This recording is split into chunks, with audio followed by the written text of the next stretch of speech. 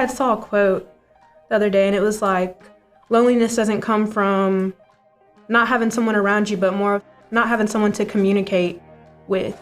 How do you balance school with your mental health? The biggest factor that can make or break your mental health is going to school, because we spend so much time there. A lot of teens, when they have these issues, they're afraid to reach out and get help because they're afraid people think, oh, maybe they're just doing it for attention, or oh, they're just faking it, or oh, they're just being a teenager. A lot of people think that, oh, I can just push my mental health to the side and just focus on academics. You don't really know what someone is going through. They might seem really happy and cheerful and always smiling, but inside they could be really struggling. You got a piece of wood, and each little burden you got, each little anxiety you let build up is bricks on the wood. Eventually the wood's gonna break.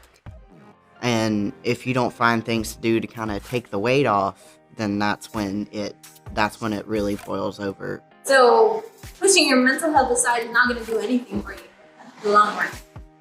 If you're dealing with something, I promise you there's somebody going through something else. We all have anxiety sometimes and depression sometimes, and sometimes we're really happy and sometimes we're not happy at all.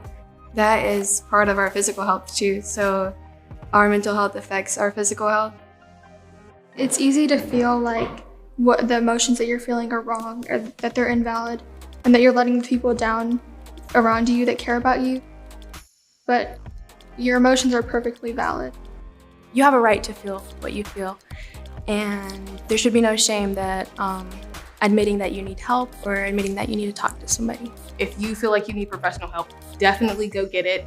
Having somebody in your corner that is going to help you fight for you. You know, you might feel embarrassed to tell people about your problems because you feel, oh, I need to be independent, I need to work this out myself. Everybody around you is probably as well going through the same thing, they just are too afraid to talk about it. That's why it's very important that you should talk to someone and find somewhere safe, or a safe person, a safe space for you to communicate with. Don't worry about what other people think about you. And so if you feel comfortable coming to any other adult, even if they're not a psychiatrist or therapist, that's always a good step. You're definitely gonna hear it gets better a lot. You're not gonna feel like it does. And then you get that one moment to where you just feel like everything is finally at ease. And that's the best feeling in the world. You're just so comfortable with Spartanburg. Spartanburg is a great city.